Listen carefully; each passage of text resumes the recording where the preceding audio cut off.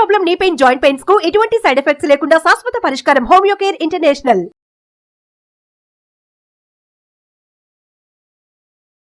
నమస్తే, welcome to Suman TV. నేను మీ anchor సిరి. So మార్గశిల మాసంలో అసలు ఎవరెవరు ఏం చేయాలి, ఈ మాసం యొక్క విశిష్టత ఇన్ డీటెయిల్గా మనతో మాట్లాడడానికి అనంత రామశర్మ గారు ఉన్నారు. వారిని అడిగి తెలుసుకుందాం. నమస్కారం సార్. నమస్కారం అండి. సార్, మార్గశిల మాసం యొక్క విశిష్టత ఏంటి, ఎవరెవరు ఏం చేయొచ్చు అంటారు, ఏ పనులు చేస్తే మనకి మంచి జరిగే అవకాశం ఉందంటారు? నారసింహ, ఈ మార్గశిర మాసం అనేది విష్ణువుకు సంబంధించినటువంటి మాసం, పూర్తిగా విష్ణువుకే అంకితమైనటువంటి మాసం. అయితే ఇక్కడ మనం గమనించవలసింది ఏంటంటే, మనకింతకుముందు కార్తీక మాసం అయిపోయింది. ఈ కార్తీక మాసం మొత్తం కూడా శివకేశవ భేదం లేకుండా అటు శివుడికి సంబంధించిన అభిషేకాలు అర్చనలు చేసుకున్నాము, విష్ణువుకి సంబంధించి సత్యనారాయణ స్వామి వ్రతాలు చేసుకున్నాము, రెండూ చేసుకున్నాము.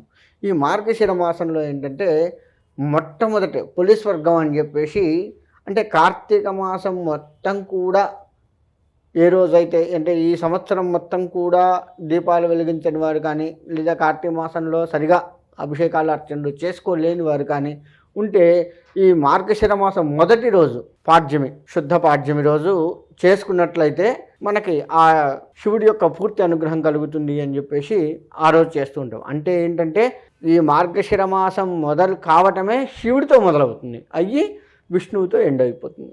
అంటే ఇక్కడ కూడా ఈ మాసం కూడా శివకేశవకు భేదం లేదు అని చెప్పినట్లుగానే ఉంది. అంటే ప్రధానంగా శివుడిని మొట్టమొదట ఆరాధిస్తూనే ఇంకా కేశవుడిలోకి వచ్చేస్తున్నాం. అంటే శివుడిని కేశవుడిని ఇద్దరిని కూడా ఆరాధిస్తున్నట్లుగానే ఉంది.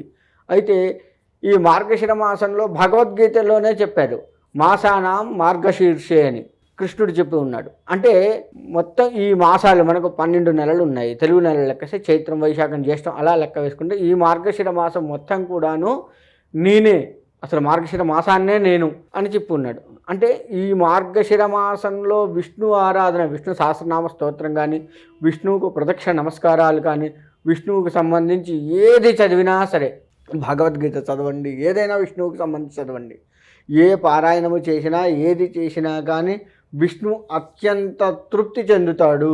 ఆయన తృప్తి చెందితే ఏమవుతుంది, ఆయన భార్య అయిన లక్ష్మీదేవి కూడా తృప్తి చెందుతుంది. పాదాలను ఆశ్రయించే ఉంటుంది లక్ష్మీదేవి. అంటే లక్ష్మీదేవి అందరినీ సుఖంగా చూసేటువంటి నేనే స్వామివారి పాదాలను ఆశ్రయించి ఉన్నాను. కాబట్టి మీరు కూడా ఈ స్వామిని ఆశ్రయించి స్వామివారి పాదాలు పట్టుకున్నట్లయితే తరించిపోతారు అని అమ్మవారు ఆ పాదాల దగ్గర ఉంటుంది. పాదాలు ఒత్తుతూ ఉంటుంది కదా, దాని అర్థం అదే అనమాట. దాన్ని మనం అందరం కూడా ఈరోజు ఏం చేస్తుంటే వ్యంగ్యంగా మాట్లాడుతూ ఉన్నాము. కార్టూన్స్ కూడా స్వామివారికి కాళ్ళ నొప్పులేమో అందుకే లక్ష్మీదేవి ఎప్పుడు ఒత్తుతూ ఉంటుంది, ఇలా వ్యంగ్యమైనటువంటి కార్టూన్స్ తయారు చేసి సినిమాల్లో కూడా అలానే చూపించి చేస్తూ ఉన్నారు. కానీ అసలు అర్థం ఇదనమాట. అమ్మవారిని అందరినీ రక్షించే అమ్మవారే స్వామివారి పాదాలను ఆశ్రయించి ఉంది. కాబట్టి అందరూ కూడా ఆ విధంగా ఆశ్రయిస్తే స్వామివారు అమ్మవారిని గుండెల్లో పెట్టుకొని చూసుకున్నాడు కదా స్వామి. విష్ణుమూర్తి గుండెల్లో ఎవరున్నారు, అమ్మవారు ఉంది కదా. అలానే మనల్ని కూడా అలా గుండెల్లో పెట్టుకొని కాపాడుతాడు ఆయన పాదాలు ఆశ్రయించి ఉంటే అని చెప్పేసి అమ్మవారే చెప్పినట్లుగా ఉందన్నమాట. అలా విష్ణువుకు సంబంధించి మనం ఏది చేసినా సరే తరించిపోవటం అనేది తథ్యం.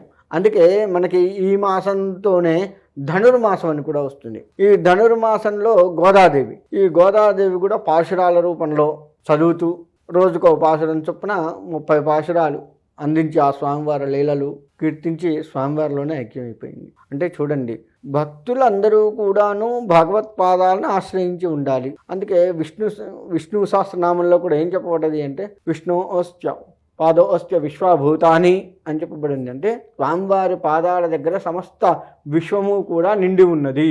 కాబట్టి ఆయన్ని ఆశ్రయించి ఉంటే ఆ పాదాలను కలియుగంలో పాదదర్శనం అయితేనే మనకు ముక్తిగా చెప్పబడుతూ ఉంది.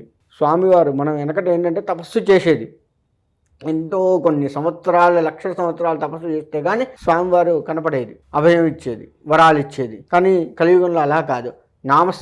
నామస్మరణే గొప్ప తపస్సుగా చెప్పబడ్డది.